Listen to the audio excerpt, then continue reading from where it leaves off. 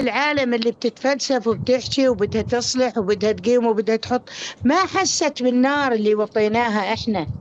النار خرقتنا. بس انا بقول لك اميت، انت بتكون جدار صلب بوجوههم لما انتوا بتجتمعوا على الخير، لما بنبطل مهاترات، لما بنبطل تخوين، لما بنبطل نحكي على بعضنا. هذا كله بنفع النظام، هذا كله بنفع العصابة المجرمة، كله بنفع هالمجتمع الدولي الظالم. أميت إحنا ما كنا حزمة واحدة. والله والله والله إني شايف النصر، مثل ما أنا متأكد إني بحكي معكم، متأكد إنه الله ناصرنا. لكن بهالفترة الأخيرة الله طول بعمر هالثورة، تا يبين الخبيث من الطيب، وإحنا طلع بيناتنا شوائب كثيرة، والله بده ينصرها ثورة نظيفة. ما هو منتكل لا على الدول ولا منتكل على العالم ولا على السياسة. رب العالمين بده ينصرها ثورة نظيفة، وإحنا والله منصورين بإذن الله، بإذن الله منصورين.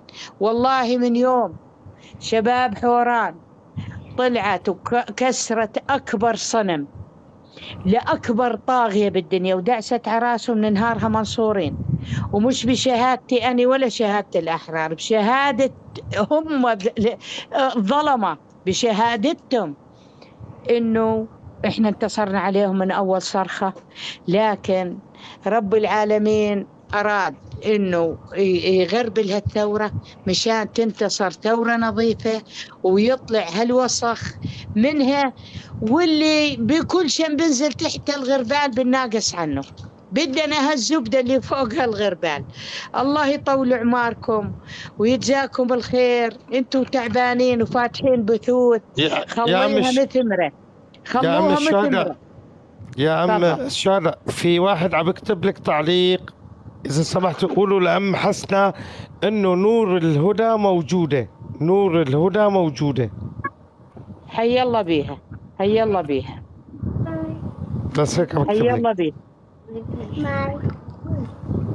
حي الله بيها بكل الموجودين.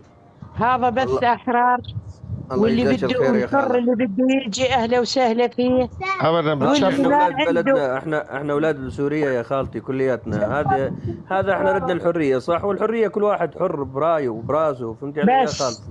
احنا مسلمين. شوفي انا مسلم والتعارف من السنه. انا عدنان من سوريا، من ريف حلب ومن سكان الشام، وحاليا انا مقيم بالسعوديه، بس بنزل على سوريا كل شهرين ثلاث، بنزل على الشام. نور الهدى بنت ادلب. نعم. نور الهدى بنت ادلب، هاي بعرفها. هو عم يستدعي علي الله يسلمك. بس انا ما بقرا تعليقات. انا بقرا. انتوا عم تعيلوا انه العرب شلون عم تجمع بعضنا. شوفي مصالحه محمد بن سلمان لسيادة بشار الاسد، تعرفي شو يعني؟ يعني انه تطلع امريكا من سوريا. هاي بالدرجه الاولى عشان تكون وكيما يا حبيب ابو علي صلي على، اذا امريكا قاعده على قلبه هسه هو بده يطلعها من سوريا؟ لا حول الله. قاعده على قلبه من 93 قاعده على قلبه، على قلب العراق وعلى قلب الدول العربيه. طيب يا خالتي اليوم كان هو اللي بده يطلعها من سوريا، وكذلك كيف ما بطلعها الا السوريين، ما بطلعوها الا ابطال سوريا واحرار سوريا. وين ابطال؟ ما ظل كم واحد بالشمال. وين الابطال وين الحريه اللي موجودين؟ والله اكثر منهم ما فيه. الحمد لله. انت برا، انت وين عايشه يا خالد؟ وين عايشه انت؟ واحد مليون واحد مجرم. وين عايشه العزم؟ حكي فاضي، حكيك فاضي يما، حكيك فاضي. وانا بنصحك، انا بنصحك لا تسولف خالص. هو ناقصني يشبح، ناقصني تشبيع ابو بكره الصبح. استغفر الله. ممكن بس يعني اتكلم اذا عادي بعد؟ تفضلي. الحينك ابغى اسالك، اكيد راح انتوا قاعدين تتساءلوا ليش مو من زمان صار الصلح؟ ليش صار الصلح بعد ما ماتوا الناس وبعد ما تقتلوا؟ اكيد يعني هذا السؤال اللي عندنا كلنا، يعني حتى هنا عندنا في الحد الجنوبي قاعدين نتساءل ليه ما صار الصلح مع اليمن قبل لا يموتوا اخواننا في الحد الجنوبي. اكيد يعني الامير ما ابغى اذكر اسمه عنده خطة قوية مرة، ما سوى صلح مع العرب، ما سوى صلح مع اليمن ومع سوريا يعني مع قصدي بشار، إلا إنه عنده خطة قوية، ولا كان يبغى يسويها من زمان لكن هو تو سواها. ليش يعني ما سواها من زمان؟ ما سواها من قبل لا يموتوا هذول الناس كلهم، حتى اللي في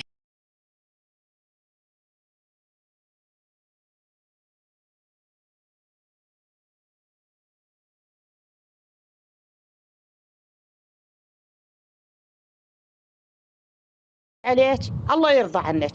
سوريا صار فيها 2,000,000 شهيد بإذن الله إنهم شهداء.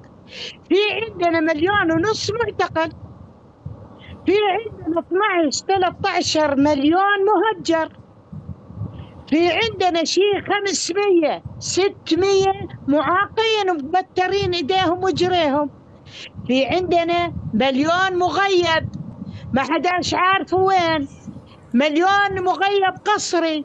ليش إحنا لا نيجي بلحظة ونقول فكر بالصلح؟ بده يصالح، هو يصالح، بس الشعب السوري مو راضي يصالح، لا يمكن يصالح. وإن شاء الله الله بيوفقه لأنه يصلح مع الجرثومة. أصلا جرثومة بتلوثوا منها، ها شلون بيقبلوا على حالهم ما بعرف. بس إذا كان فيها خير لسوريا ولها الشعب السوري يا سيدي الله ياخذ بيده، إحنا بندعي له بالتوفيق. بس صدقي وآمني بالله ما في دولة مشت بصالح الشعب السوري، ما حدا، كل الدول مشت لمصالحها ونسيت مصالحنا، ونسيت أمواتنا، ونسيت معتقليننا. هذا مجتمع دولي كامل عربي وأوروبي. في واحد قدر يطلع لنا معتقله؟ في واحد قدر يطلع لنا معتقل؟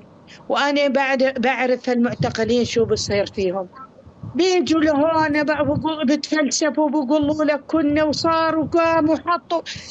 اللي ما عنده كلمة حق يحكيها يا عمي لا يطلع ويبهدل حاله. صارت الشغلة مفصولة، حق يعني ما في حقنا ما بنتنازل عنه بعد كل هالتضحيات، بعد كل هالدمار، بعد كل هالتشريد، بعد كل حرقة القلوب، إنه نرجع أنا ماليش سنة طالعة من الأردن، قالوا لي اطلعي على السفارة وكتبي ورقة مصالحة وما حدا داري عنك.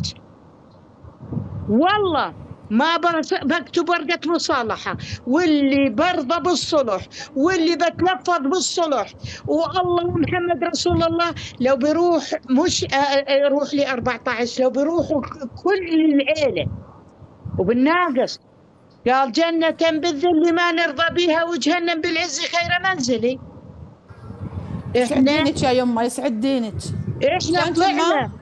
احنا طلعنا وقلنا يا الله وما احنا ناطرين من حدا شيء.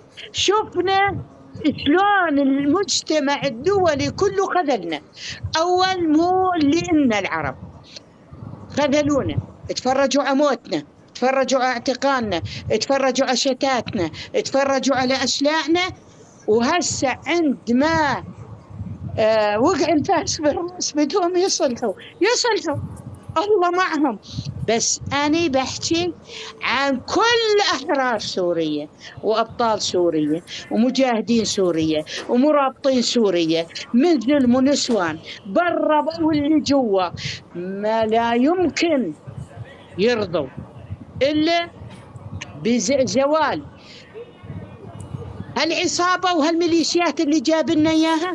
وهذاك الوقت إحنا قديرين نحكم حالنا، وقديرين نعمر بلدنا، وقديرين ندير وضعنا، وقديرين. إحنا الشعب السوري البلد اللي بيطبوا فيها بزهروها، أصحابين قدرات، أصحابين أمل، أصحابين نخوة، أصحابين يعني الحمد لله والله ما طبينا بلد اللي رفعناها ضبت عن وجه الأرض. ما احنا رديين، بس للأسف الشديد اجت إيران المجرمة، اجت روسيا اللي أجرم، اجت كل بلاد الكفر كلها اجتمعت بسوريا، والعرب تتفرج علينا. حتى ما فتحوا بابهم واستقبلونا أحسن ما نطلع أوروبا واللي نطلع أمريكا واللي نطلع كندا واللي يخافوا مننا. حتى السوري اللي بداخل البلدان العربية يوم يحكي مكالمة مع أهله ثاني يوم يسفروه. لك يا عمي شو بدنا نحكي؟ خليها لله، خليها لله.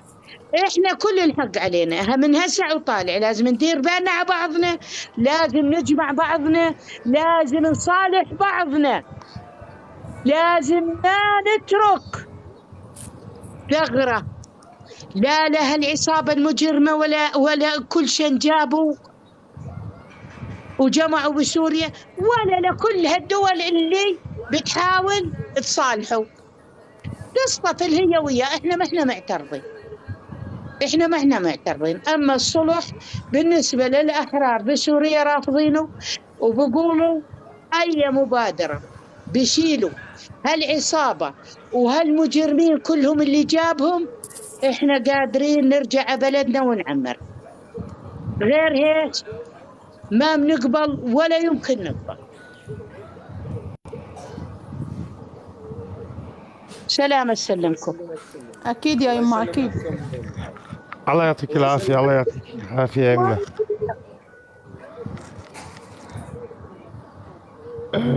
مين عنده مداخلة مشان نطلع غيره على السريع؟ العنود نفنا ولا يحكمنا الأسد. والله ما راح الحر. ناموا الشباب، ناموا نطلع غير فيك. نحن ما كلامنا غير كلام امنا. ما راح بس نتمنى منكم يعني تراعوا لو طفنا مشاعر احرار سوريا الامنا. كلها ما راح يحكمنا الكلب بشار باذن الله. اكيد والله اخر أكيد. ان شاء الله. والله يا استاذ انا عندي اولاد عمرهم سنه وسنتين، قاعد من هسه قاعد عليهم على الكره وعلمهم انه هذا جزار وهذا مجرم. هذه راحه ما بداعي تعلمهم، لازم يعرفوا الحقيقه، لازم يعرفوا انه هذا مجرم، هذا وسخ، هذا لا يؤتمن فيه. هذه حقيقه. يما حبيبيني اسمعوني، والله كل الشعوب العربية والأجنبية والأمريكانية كلها عارفة الوضع، كلها والله مطالع بيدها شيء. والله العظيم 1,300,000 لاجئ بالأردن، يشهد الله ما شفت واحد حاس حاله إنه براني بلد. نعم صح. عرفت؟ هي البلد الوحيدة الأردن اللي استقبلت الشعب السوري واعطته كامل حريته. عرفت؟ أما بلبنان الشعب السوري أكل هوا. والله حتى كمان في السعوديه ومصر، يعني اغلب البلدان العربيه فيها خير وبركه، الا الدول يعني اللي تنعد على اصابع الدول الوسطى حيش من قبالي. أما بالنسبة للشعوب وفي الجزائر يعني العربية أنا أشهد السوري، خلينا بسوريا يا شباب، في الجزائر. ما دخلنا بالدول، ما دخلنا بالدول يا شباب. الله يسعدكم، خلونا بسوريا وخلونا بثورة سوريا بس. خلونا بعضنا. حكيتوا على الدول اجانا تحذيرين، يستر هذا. لا خلونا بسوريا، خلونا ببلدنا. ومثل ما قلت لكم ان شاء الله ما راح يحكمنا هالكلب ما دام في حر واحد على وجه الارض. ان شاء الله ان شاء الله ان شاء الله اكيد. ما خسر ما فشر ما خسر هو وكل شيء بشد بليله. وما دام في للشهداء مثل خنساء بعمره، الشعب السوري الحر ما بنظام ولا اذا بتجتمع دول العالم كلها تحكم وتخلي بشار الأسد يحكم سوريا، والله ما راح يحكمها. والله منصورين وراح يروح بالصرماية هو وكل شن جابوا. وحياة الله لو ما بظل غير مرة واحدة بسوريا والله ما راح ينعموا ولا راح يتهنوا بقعدة سوريا. سوريا لأهلها، سوريا لأصحابها. قديش مرق احتلالات على سوريا، كله طلع بالصرماية وهذا بده يطلع بالصرماية العتيقة. جيت الحمام والله بده يطلع، إلا بس رب العالمين قاعد بس يوضح للشعب السوري مين هو وشو مكانته بالعالم. وان تنصر الله ينصركم. شوف نعم، أنا بدي أحكي لك على كلام أنا شفته وسمعته بإذني. والله يا يمه والله ماني جال عليكم، انتوا السوريين احرار العالم، انتوا السوريين اسياد العالم. انتوا السوريين الله اختاركم، لو ما بيعرفكم شعب عظيم ما اختاركم لهالامتحان، ولو ما بيعرفنا بنستاهل ما اختار مننا شهداء. لك والله والله والله بتمنى عندي 100 شاب ويستشهدوا في سبيل الله. نعم. والوطن اني ما بزعل، لا والله. هسه يما بيجيك واحد من تبعين تطبيل النظام بقول لك انتوا والله قاعدين برا سوريا، يمكن احنا عندنا ثورة اكثر من اللي بالسوريا كمان. يوم طلعنا من سوريا احنا طلعنا غصب عننا، طلعنا من وجعنا. ما بعرفش يعني يوم بيجي واحد بقول لك والله انت سوري بس قاعد برا. شو يعني سوري قاعد برا؟ يعني خلاص اني صرت مع النظام انا؟ السلام عليكم ورحمة الله وبركاته. السلام عليكم. وعليكم السلام حياك. شلونكم من الحجة؟ شلونكم جميعا؟ احنا اللي طلعنا برا مثل ما حكى الاخ طلعنا غصبا عنا، ما حد طلع بكيفه، واحنا حربنا داخلية، لهالسبب هذا ما نحب نقتل بعض. وطلعنا غصبا عنا، ولو الحرب خارجية من برات سوريا ما تشوف سوري يطلع يموت قدام دار بيته ما يطلع. فهمت كيف؟ بس احنا نريدها تنتهي وخلاص. اما بالنسبة مثل ما حكت من الحجة مستحيل يكون في مصالحة او سلام وفي الوضع هذا القائم حاليا، اكيد لا. اما بالنسبه لا يا فراس، هذا حكي انتصر يا فراس، هذا خليه لك. يعني ما حدا حكى لا على السعوديه ولا شيء، كل الشعب كويس، فيه شعوب كثير قدمت اكثر حتى من السوريين. بس احنا لما نحكي عن الاردن لانها الدول المجاوره قصدنا، يعني الدول المجاوره اللي فعلا هي احتضنت السوريين واحتضنت كل المشاكل العربيه قبل هي الاردن، ونحبهم نشامه وعلى عيننا وراسنا. لك يا شباب يا شباب يا شباب صلوا على النبي يا شباب. اول شيء سياسه السعوديه معروفه شو هي. محمد بن سلمان ما بيجيبوا لبشار الاسد وعم يعوموا على سواد عيونه. مستحيل هذا الحكي، مستحيل هذا الحكي. في خازوق عم ترتب لبشار الاسد، ولا نفترض يا اخي حطوا العكس، بدنا نيجي انه السعوديه عومت بشار الاسد فهذا مستحيل، بس لا نفترض ولا انه 10%. يا ترى 13 مليون نحن برا سوريا راح نرجع؟ ما حدا راح نرجع سوريا، معناته ما استفادوا شيء. لو عوموا 13 مليون 14 مليون ما حدا راح يرجع على سوريا. مزبوط عم بحكي غلط؟ مزبوط. لأن قبل لا يتصالح بشار مع محمد بن سلمان كان في فيديو البشار وهو يسب يعني الأمير ويسب السعودية. يا جماعة لحظة يا جماعة لحظة شوي لو سمحتوا لحظة. لكن الآن والله العظيم غلط. لحظة ما تصالح محمد بن سلمان مع بشار الأسد. فعلا هو ما تصالح معاه، ما تصالحوا يا أخي، ما تصالحوا. لا يا أخي، هذه موضوع سفارات، موضوع مصالح متبادلة فقط لا غير يا شباب. ما في صلح. انتوا شفتوا الامير محمد بن سلمان ملتقي مع الكلب بشار الاسد؟ لا ما صار هالشيء هذا، ولا في تصريح اصلا، ولا بتشرف الامير بيلتقي بهيك خاين. ما لا تقولوا تصالحوا، ما في صلح يا اخي، ما في صلح، لكن مصالح متبادلة من اجل الشعب فقط لا غير. يعني وضعنا احنا السوريين في السعوديه، لكن اوريكم كيف انه بشار الاسد غير كلامه. لحظه مو هذا، احنا بنتكلم كوضع سوريين في السعوديه، دمار من اجل السفاره وما سفاره. تمام، كلام سليم. ما في صلح، ما حدا صالح. وبعدين نحن بنعرف بس اللي طلعت ايران اوتوماتيكيا بشار راح يسقط لحاله فورا، لانه ما عنده شيء جيش يسكر. تمام. هسه هون شوف السعوديه عم تلعب دور كبير بالشرق الاوسط. مين مسكر له الجبهات؟ مين مسكر له الجبهات؟